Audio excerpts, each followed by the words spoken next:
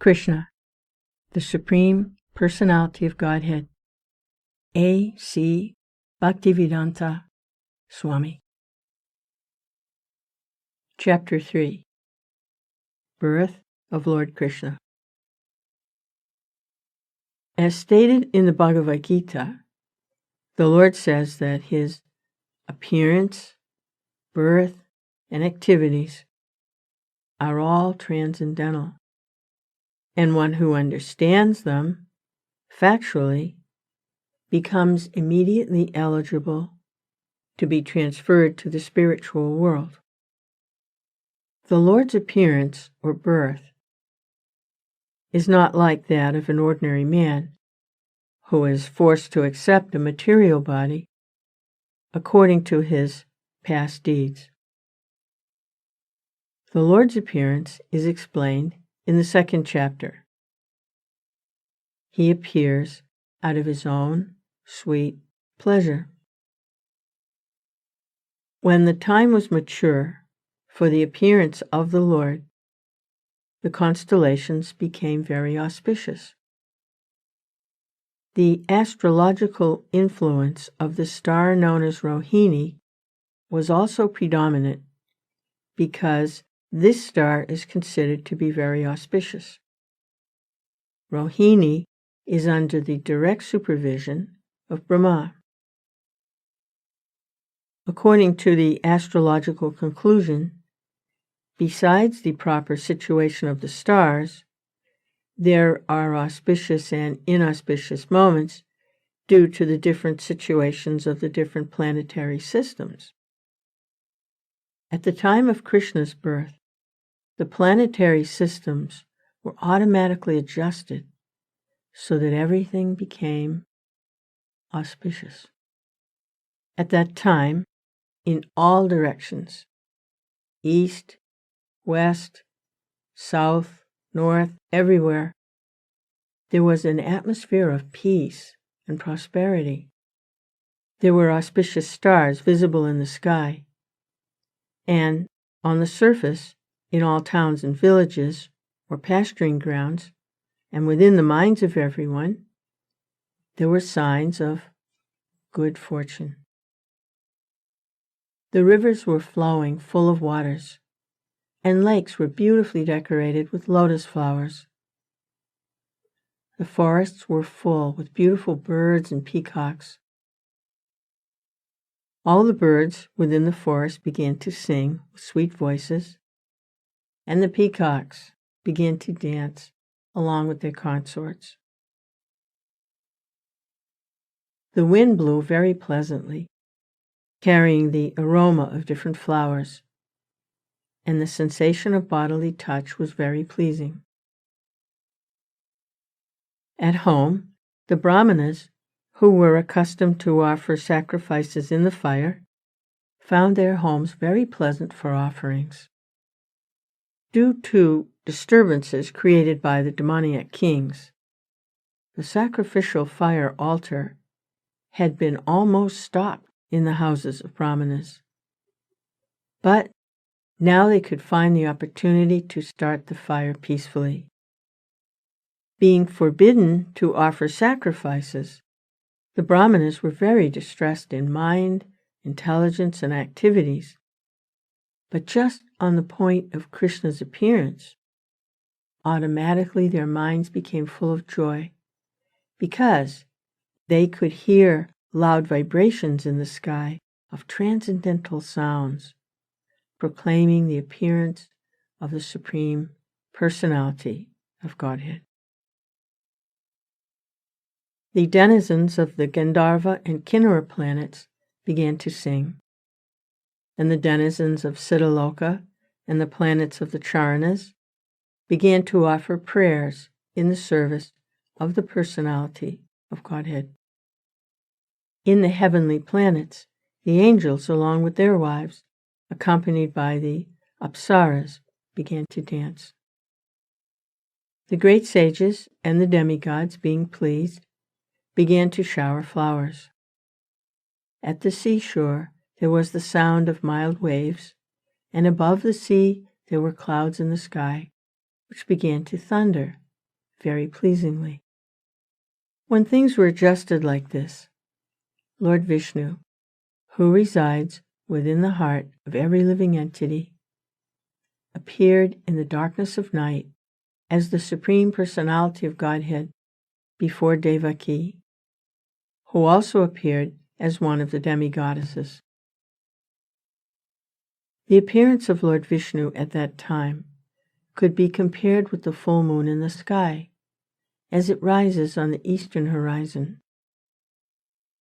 The objection may be raised that since Lord Krishna appeared on the 8th day of the waning moon, there could be no rising of the full moon. In answer to this, it may be said that Lord Krishna appeared in the dynasty which is in the hierarchy of the moon. Therefore, although the moon was incomplete on that night, because of the Lord's appearance in the dynasty wherein the moon is himself the original person, the moon was in an overjoyous condition. So, by the grace of Krishna, he could appear just as a full moon. In the astronomical treatise by the name Kamanikya, the constellations at the time of the appearance of Lord Krishna are very nicely described. It is confirmed that the child born at that auspicious moment was the Supreme Brahman, or the Absolute Truth. Vasudeva saw the wonderful child born as a baby with 4 hands, holding conch shell, club, disc, and lotus flower, decorated with the mark of Srivatsa, wearing the jeweled necklace of the Kaustubha stone, dressed in yellow silk, appearing dazzling like a bright blackish cloud, wearing a helmet bedecked with the Vaidurya stone, valuable bracelets, earrings, and similar other ornaments all over his body, and an abundance of hair on his head. Due to the extraordinary features of the child, Vasudeva was struck with wonder. How could a newly born child be so decorated? He could therefore understand that Lord Krishna had now appeared, and he became overpowered by the occasion. Vasudeva very humbly wondered that although he was an ordinary living entity, conditioned by material nature, and was externally imprisoned by Kamsa, the all-pervading personality of Godhead, Vishnu, or Krishna, was appearing as a child in his home, exactly in his original position. No earthly child is born with 4 hands, decorated with ornaments and nice clothing, fully equipped with all the signs of the Supreme Personality of Godhead. Over and over again, Vasudeva glanced at his child, and he considered how to celebrate this auspicious moment. Generally, when a male child is born, he thought, people observe the occasion with jubilant celebrations. And in my home, although I am imprisoned, the Supreme Personality of Godhead has taken birth. How many millions of times should I prepare to observe this auspicious ceremony? When Vasudeva, who is also called Anaka Dundubi, was looking at his newborn baby, he was so happy that he wanted to give many thousands of cows in charity to the brahmanas. According to the Vedic system, whenever there is an auspicious moment in the Kshatriya king's palace, the king gives many things in charity. Cows decorated with golden ornaments are delivered to the brahmanas and sages. Vasudeva wanted to perform a charitable ceremony to celebrate Krishna's appearance. But because he was shackled within the walls of Kamsa's prison, this was not possible. Instead, within his mind, he gave thousands of cows to the brahmanas. When Vasudeva was convinced that the newborn child was the Supreme Personality of Godhead himself, he bowed down with folded hands and began to offer prayers. At that time, Vasudeva was in the transcendental position, and he became completely free from all fear of Kamsa. The newborn baby was also flashing his effulgence within the room in which he appeared. Vasudeva then began to offer his prayers. My dear Lord, I can understand who you are. You are the Supreme Personality of Godhead, the Supersoul of all living entities, and the Absolute Truth. You have appeared in your own eternal form, which is directly perceived by us. I understand that because I am afraid of Kamsa, you have appeared just to deliver me from that fear. You do not belong to this material world. You are the same person who brings about the cosmic manifestation simply by glancing over material nature. One may argue that the Supreme Personality of Godhead, who creates the whole cosmic manifestation simply by his glance, cannot come within the womb of Devaki, the wife of Vasudeva. To eradicate this argument, Vasudeva said, My dear Lord, it is not a very wonderful thing that you appear within the womb of Devaki, because the creation was also made in that way. You were lying in the causal ocean as Mahavishnu, and by your breathing process, innumerable universes came into existence. Then you entered into each of the universes as Garbhodakshai Vishnu. Then again, you expanded yourself as Kshirodakshai Vishnu and entered into the hearts of all living entities and entered even within the atoms. Therefore, your entrance in the womb of Devaki is understandable in the same way. You appear to have entered, but you are simultaneously all-pervading. We can understand your entrance and non-entrance from material examples.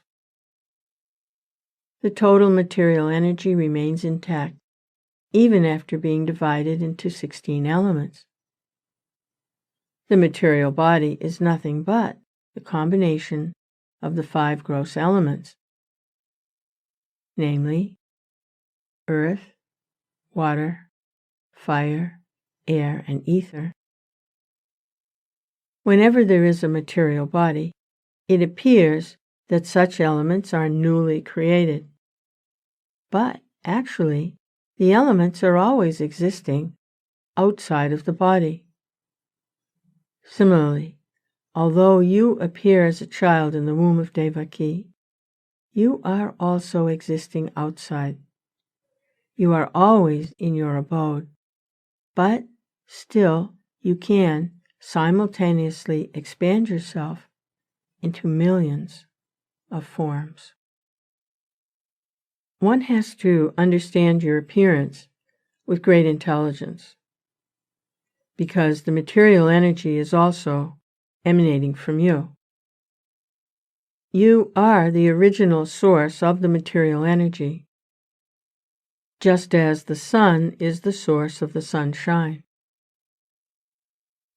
The sunshine cannot cover the sun globe, nor can the material energy, being an emanation from you, cover you. You appear to be in the 3 modes of material energy, but actually, the 3 modes of material energy cannot cover you. This is understood by the highly intellectual philosophers. In other words, although you appear to be within the material energy, you are never covered by it. We hear from the Vedic version that the Supreme Brahman exhibits his effulgence. Therefore, everything becomes illuminated. We can understand from Brahma Samhita that the Brahmajyoti, or the Brahman effulgence, emanates from the body of the Supreme Lord. And from the Brahman effulgence, all creation takes place. It is further stated in the Bhagavad Gita that the Lord is also the support of the Brahman effulgence. Originally, He is the root cause of everything.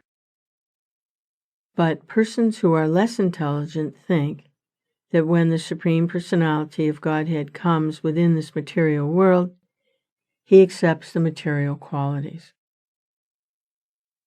Such conclusions are not very mature, but are made by the less intelligent.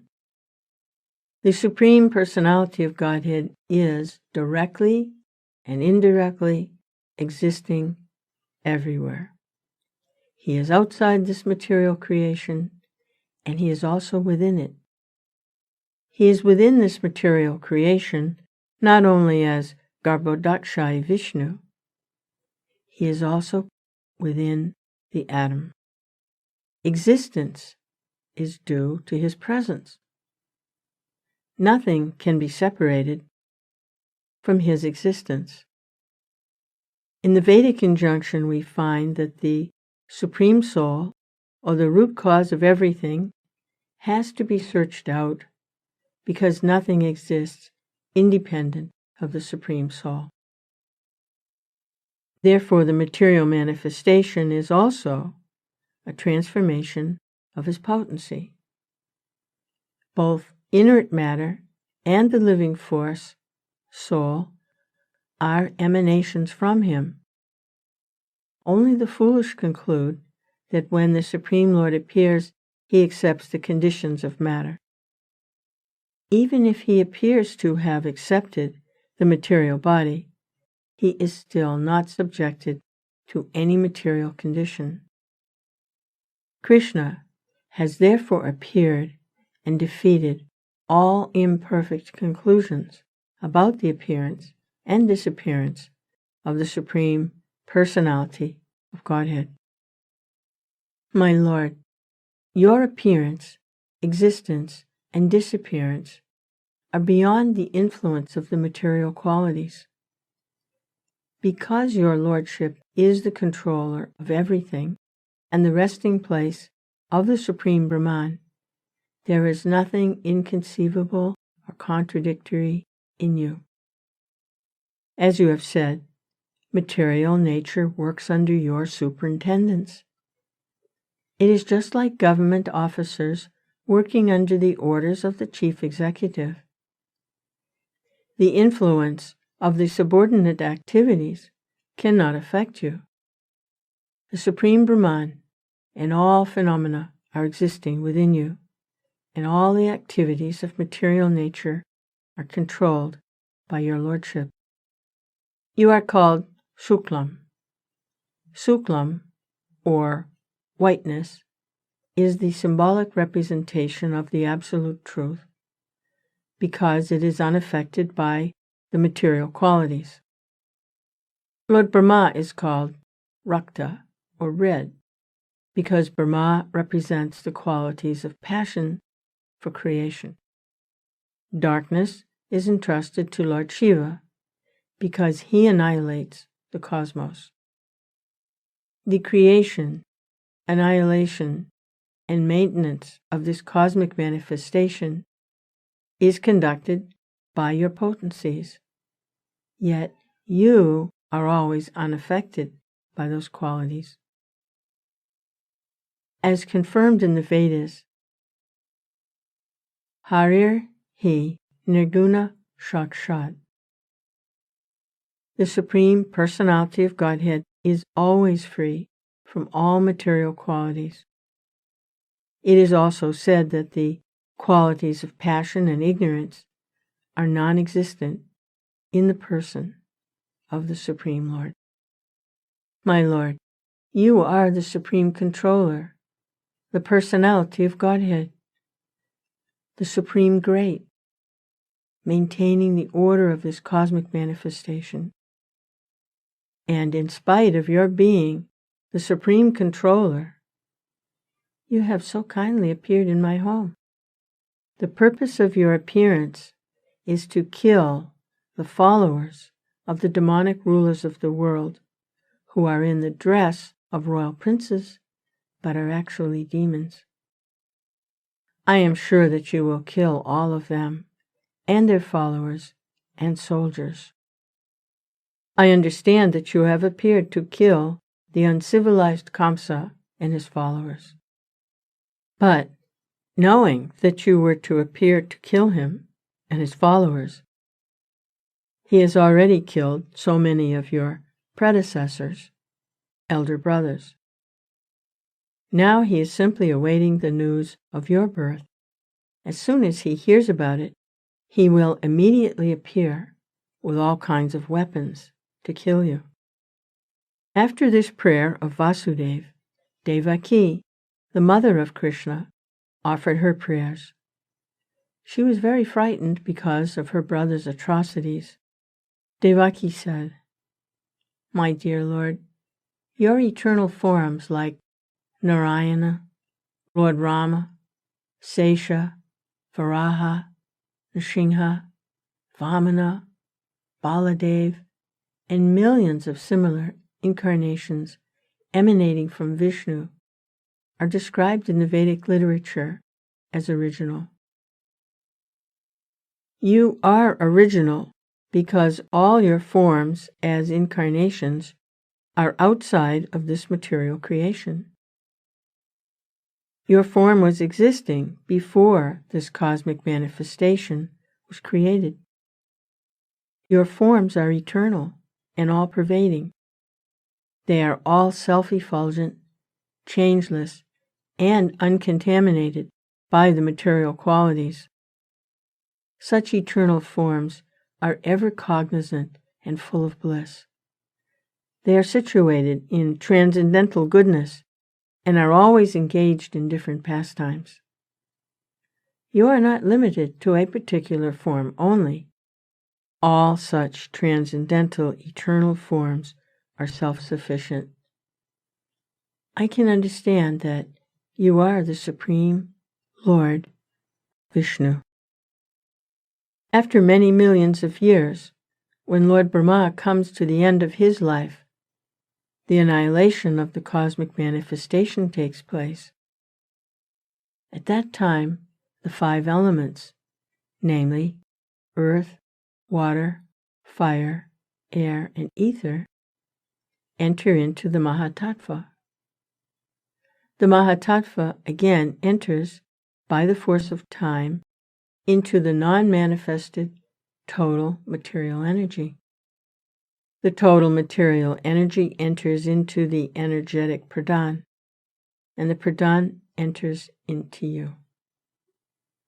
Therefore, after the annihilation of the whole cosmic manifestation, you alone remain with your transcendental name, form, quality, and paraphernalia. My Lord, I offer my respectful obeisances unto you, because you are the director of the unmanifested total energy and the ultimate reservoir of the material nature. My Lord, the whole cosmic manifestation is under the influence of time, beginning from the moment up to the duration of the year. All act under your direction. You are the original director of everything and the reservoir of all potent energies. Therefore, my Lord, I request you to save me from the cruel hands of the son of Ugrasena, Kamsa. I am praying to your Lordship to please rescue me from this fearful condition, because you are always ready to give protection to your servitors. The Lord had confirmed this statement in the Bhagavad Gita by assuring Arjuna, "You may declare to the world, my devotee shall never be vanquished." While thus praying to the Lord for rescue, Mother Devaki expressed her motherly affection. I understand that this transcendental form is generally perceived in meditation by the great sages, but I am still afraid, because as soon as Kamsa understands that you have appeared, he might harm you. So I request that for the time being, you become invisible to our material eyes." In other words, she requested the Lord to assume the form of an ordinary child. "My only cause of fear from my brother Kamsa is due to your appearance. My Lord Madhusudana, Kamsa may know that you are already born. Therefore I request you to conceal this four-armed form of your lordship, which holds the four symbols of Vishnu, namely the conch shell, the disc, the club, and the lotus flower. My dear Lord, at the end of the annihilation of the cosmic manifestation, you put the whole universe within your abdomen. Still, by your unalloyed mercy, you have appeared in my womb. I am surprised that you imitate the activities of ordinary human beings just to please your devotee." On hearing the prayers of Devaki, the Lord replied, "My dear mother, in the millennium of Swayambhuva Manu, my father Vasudeva was living as one of the Prajapatis, and his name at that time was Sutapa, and you were his wife Prishni. At that time, when Lord Brahma was desiring to increase the population, he requested you to generate offspring. You controlled your senses and performed severe austerities. By practicing the breathing exercise of the yoga system, both you and your husband could tolerate all the influences of the material laws, the rainy season, the onslaught of the wind, and the scorching heat of the sunshine. You also executed all religious principles. In this way, you were able to cleanse your heart and control the influence of material law. In executing your austerity, you used to eat only the leaves of the trees which fell to the ground.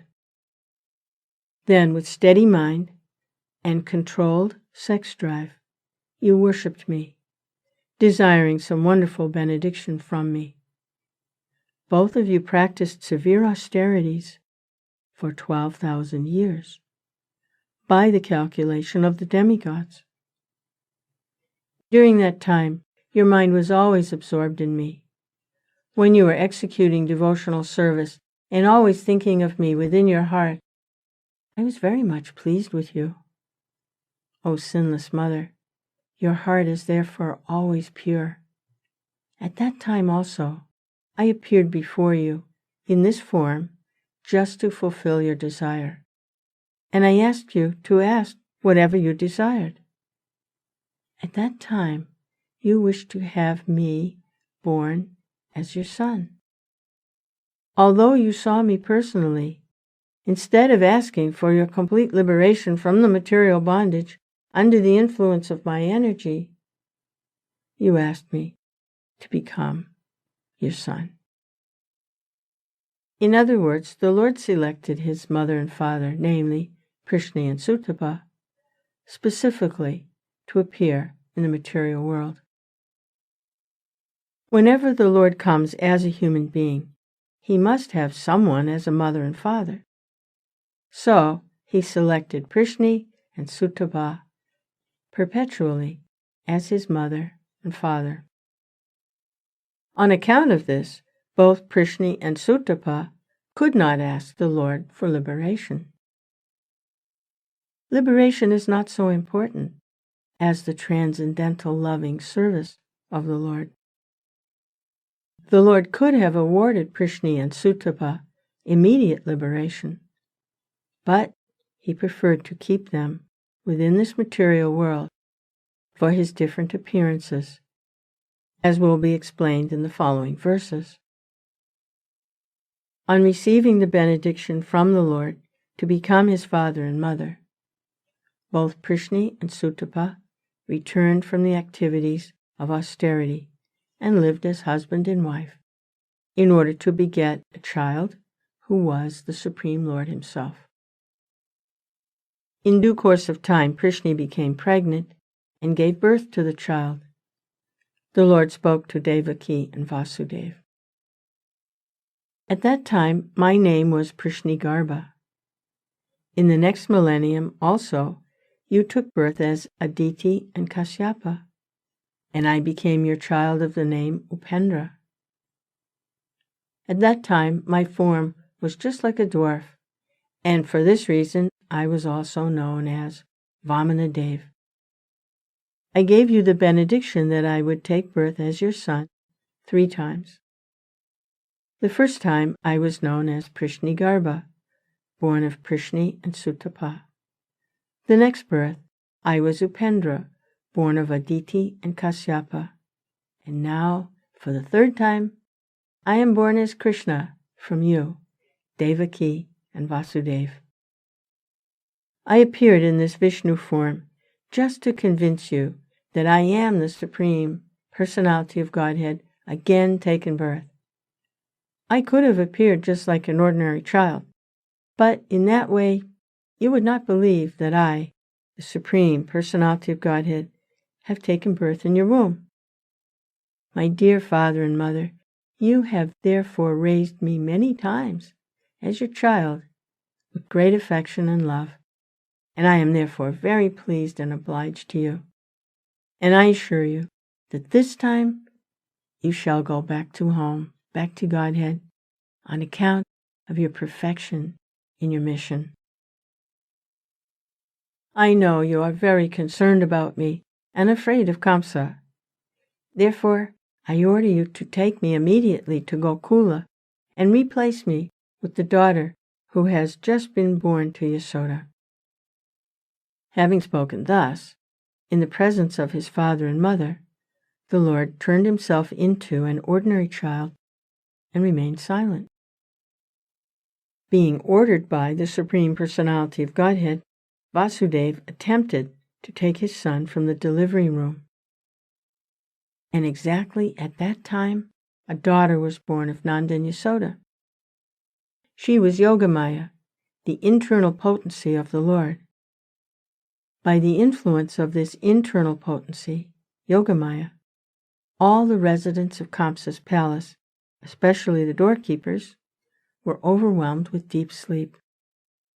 And all the palace doors opened, although they were barred and shackled with iron chains. The night was very dark, but as soon as Vasudeva took Krishna on his lap and went out, he could see everything, just as in the sunlight. In the Chaitanya Charitamrita, it is said that Krishna is just like sunlight, and wherever there is Krishna, the illusory energy, which is compared to darkness, cannot remain. When Vasudeva was carrying Krishna, the darkness of the night disappeared. All the prison doors automatically opened. At the same time, there was a thunder in the sky and severe rainfall. While Vasudeva was carrying his son Krishna in the falling rain, Lord Sesha, in the shape of a serpent, spread his hood over the head of Vasudeva so that he would not be hampered by the rainfall. Vasudeva came onto the bank of the Yamuna and saw that the water of the Yamuna was roaring with waves and that the whole span was full of foam. Still, in that furious feature, the river gave passage to Vasudeva to cross, just as the great Indian Ocean gave a path to Lord Rama when he was bridging over the gulf. In this way, Vasudeva crossed the river Yamuna. On the other side, he went to the place of Nanda Maharaj, situated in Gokula, where he saw that all the cowherd men were fast asleep. He took the opportunity of silently entering into the house of Yasoda, and without difficulty, he replaced his son, taking away the baby girl newly born in the house of Yasoda. Then, after entering the house very silently and exchanging the boy with the girl, he again returned to the prison of Kamsa and silently put the girl on the lap of Devaki. He again clamped the shackles on himself so that Kamsa could not recognize that so many things had happened. Mother Yasoda understood that a child was born of her, but because she was very tired from the labor of childbirth, she was fast asleep. When she awoke, she could not remember whether she had given birth to a male or a female child. Thus ends the Bhaktivedanta purport of the 3rd chapter of Krishna, Birth of Lord Krishna.